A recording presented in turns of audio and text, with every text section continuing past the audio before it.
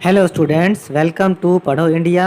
आज हम करेंगे कक्षा 4 की हमारी एसएसटी की जो किताब है हमारा भारत, उसका पाठ नंबर 8 जिसका नाम है ऋतुएं। इसके बारे में आगे पढ़ेंगे हम। अपने पिछले वीडियो में हमने इसमें शीत ऋतु और ग्रीष्म ऋतु के बारे में पढ़ लिया था। आज हम पढ़ना शुरू करेंगे वर्षा ऋतु, जो कि है पेज नंबर 78 पर। शुरू करते हैं हम वर्षा ऋतु के बारे में पढ़ना। शाहिरा अपने परिवार के साथ 2 सप्ताह के बाद कश्मीर के ठंडे इलाके से दिल्ली लौटी है। पिछले वीडियो में हमने पढ़ा था कि शाहिरा अपने परिवार के साथ कश्मीर में घूमने गई थी। जब उसकी गर्मी की छुट्टियां पड़ गई थी तब वो अपने परिवार के साथ कश्मीर घूमने चली गई थी। और यहाँ दिल्ली में ग्रीष्मकालीन अवकाश के बाद स्कूल खुल गए हैं। जब वो दिल्ली आई तब यहाँ पर गर्मी की छुट्टियों के बाद स्कूल भी खुल गए हैं, परंतु यहाँ गर्मी अभी भी बहुत ज़्यादा है। स्कूल में शाहिरा ने अपनी क्लास के बच्चों को बताया कि कश्मीर में गर्मी में भी ठंड होती है। उसने उन्हें बताया कि डल झील में बड़ी नावों पर बने घर, जिन्हें हाउस बोट कहते हैं। उसने अपनी क्लास के बच्चों को हाउस बोट के बारे में भी बताया। फिर उसने बताया कि डल झील बहुत बड़ी है। हम 2 रात हाउस बोट में रहे और हाउस बोट के मालिक ने बताया कि यह झील शीत ऋतु ठंड में अत्यंत ठंड के कारण कई बार बर्फ के रूप में पूरी जम जाती है। शाहिरा को हाउस बोट के मालिक ने बताया था कि यह डल झील जब बहुत ठंड पड़ती है तो यह ठंड की वजह से पूरी की पूरी जम जाती है। शाहिरा ने इस झील में छोटी नावों को देखा, जिन्हें शिकारा कहा जाता है। शिकारा के चालक यानी वो लोग जो शिकारा नाव को चलाते हैं, वो फूल और सब्जियां झील में हाउस बोटों पर लाते हैं। एक दिन स्कूल से घर लौटते समय शाहिरा ने देखा कि आकाश में एक साथ घने बादल उमड़ आए हैं। स्कूल से लौटते समय शाहिरा ने देखा कि आसमान में घने बादल आ गए हैं। हवा भी कुछ ठंडी हो गई थी। अचानक से बादलों में गड़गड़ाहट की आवाज़ हुई और बिजली भी चमकने लगी। रास्ते में पड़ने वाले बड़े पार्क में मोरों के कूकने की आवाज़ आने लगी। ये तो आप भी जानते हैं बच्चों कि जब बारिश शुरू होती है तो मोर भी खुशी से नाचने लगते हैं। बादलों से तेज़ वर्षा होने लगी और वर्षा के साथ गर्मी से बड़ी राहत मिली, यानी गर्मी लगना बंद हो गया था। चारों ओर सड़कों पर पानी ही पानी दिखाई देने लगा। बारिश जब होती है तो सड़कों पर चारों ओर पानी ही पानी दिखाई देने लगता है।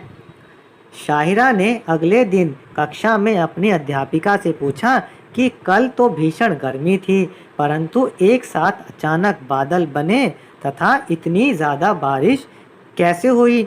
तब उसकी अध्यापिका ने बताया कि यहाँ बहुत अधिक गर्मी के कारण समुद्र से मानसूनी पवनें आने लगती हैं। जब गर्मी पड़ती है तो उस गर्मी से समुद्र का पानी जो है भाप बनकर उड़ने लगता है और फिर वो हवा के साथ मानसूनी पवनें बना लेता है। यह बड़ी मात्रा में समुद्र से नमी लेकर यहाँ आती हैं और ऐसी हवाएं, जिन्हें हम मानसूनी पवनें कहते हैं, ये समुद्र से नमी को लेकर के ज़मीन की तरफ आती हैं। यह नमी भरी हवा ठंडी होकर पानी की बूंदों के रूप में बदल जाती हैं और जब यह भाप ठंडी होती है तब वो पानी बन जाती है, पानी की बूंदें बन जाती हैं, जिससे कि बादल बनते हैं और बड़ी बूंद बनकर वर्षा कर देती हैं। फिर ये बड़ी बड़ी बूंदें बनकर के बारिश कर देती हैं। भारत में वर्षा ऋतु यानी बारिश का मौसम जुलाई से शुरू होकर सितंबर तक रहता है। इस मौसम में समुद्र से जलवाष्प के रूप में नमी लेकर स्थल यानी ज़मीन की ओर आने वाली हवाओं को मानसून कहते हैं। बच्चों, यहाँ पर हम मानसून के बारे में आपको बताएंगे कि मानसून क्या होता है। वर्षा ऋतु में क्या होता है, समुद्र से पानी भाप बन के ऊपर उड़ जाता है और यह नमी हवाओं के साथ में ज़मीन की तरफ आने लगती है और फिर इन्हीं मानसूनी हवाओं से ज़मीन पर बहुत बारिश होती है। इसी को हम मानसून कहते हैं। मानसून पवनें यानी मानसून की हवाओं से भारत के स्थल भागों पर अच्छी खासी वर्षा होती है। मानसून की हवाएं भारत की भूमि पर बहुत ज़्यादा बारिश करती हैं। हवा में नमी बढ़ जाती है क्योंकि हवा में भाप होती है, जलवाष्प होते हैं। इससे शरीर का पसीना तथा गीले कपड़ों को सूखने में अधिक समय लगता है। तभी इस मौसम में शरीर का पसीना आसानी से नहीं सूखता और गीले कपड़े भी सूखने में बड़ा टाइम लगता है। आपने भी देखा होगा अपनी मम्मी को कि जब मम्मी ऐसे मौसम में कपड़े सुखाती हैं, बरसात के मौसम में कपड़े सुखा देती हैं, तो उनको सूखने में बहुत टाइम लगता है। नदियों में जल का स्तर बढ़कर किनारों से बाहर बहने लगता है और बारिश के पानी से नदियों में भी ज़्यादा पानी हो जाता है। कई बार तो वह पानी इतना ज़्यादा होता है कि वो किनारों से बाहर बहने लगता है। इस तरह से ही नदी में बाढ़ आ जाती है। वर्षा ऋतु में देश के पूर्वी तथा उत्तरी मैदानों में प्रायः हर वर्ष बाढ़ आती है और हमारे मैदानी इलाकों में जहाँ नदियाँ बहती हैं बारिश में, उन इलाकों में बाढ़ आ जाती है। इससे खरीफ फसलों को बहुत हानि होती है। जो खरीफ फसल यानी वो फसल जो इस मौसम में खेतों में खड़ी होती है, बारिश के कारण वह फसल खराब होने लगती है। तुमने देखा है कि इस मौसम में यमुना नदी का पानी दिल्ली या आसपास के निचले इलाकों में फैलकर बाढ़ की स्थिति बन जाती है। बच्चों, तुम लोगों ने भी टीवी में देखा होगा, अखबारों में पढ़ा होगा या न्यूज़ में सुना होगा कि बारिश के मौसम में यमुना नदी का पानी भी बढ़ जाता है और दिल्ली में जब यमुना नदी का पानी बढ़ जाता है तो यमुना के आसपास के इलाकों में बाढ़ जैसी स्थिति बन जाती है। निचले इलाकों में रहने वाले लोगों को बाढ़ से बचाने के लिए सरकार इंतज़ाम करती है और नदी के आसपास जो लोग रहते हैं उनको बाढ़ से बचाने के लिए सरकार इंतज़ाम करती है। भारत में वर्षा का वितरण असमान है, मतलब भारत में बारिश हर जगह एक जैसी नहीं होती है। कहीं पर बारिश ज़्यादा होती है और किसी इलाके में बारिश बहुत कम होती है। उत्तर पूर्वी राज्य जैसे असम, मेघालय, अरुणाचल प्रदेश आदि और भारत के पश्चिमी तट पर स्थित केरल, गोवा आदि में बहुत ज़्यादा बारिश होती है। बच्चों, इन इलाकों में एक तरफ बहुत ज़्यादा बारिश होती है और दूसरी ओर पठार के बीच वाले भाग में थार मरुस्थल और लद्दाख में बारिश बहुत कम होती है। हमारे देश में अधिकांश लोग खेती के कार्य में लगे हुए हैं। हमारे देश के ज़्यादातर लोग खेती करते हैं और खेती के लिए बहुत सारे पानी की ज़रूरत होती है। बारिश जब आती है तो पूरे भारत के किसान अपने खेतों में धान, मक्का, ज्वार, बाजरा, उड़द आदि फसलों को उगाते हैं। बारिश से बचाव के लिए लोग रेनकोट या छाते का प्रयोग भी करते हैं। इस तरह हमने देखा कि हर मौसम की अपनी ही अलग अलग बात है। यह इन ऋतुओं का ही असर है कि हमें पूरे वर्ष नए नए किस्म के फल, सब्जियां एवं अनाज मिलते रहते हैं। हमने इस पाठ में पढ़ा कि हर मौसम में अलग अलग तरह की फल, सब्जियां और अनाज और कपड़े पहनते हैं हम। इसीलिए हमने देखा कि ऋतुओं का अपना एक अलग ही नज़ारा है, चाहे कपड़े हों या खेत हों, हर मौसम में हमें कुछ अलग ही देखने को मिलता है।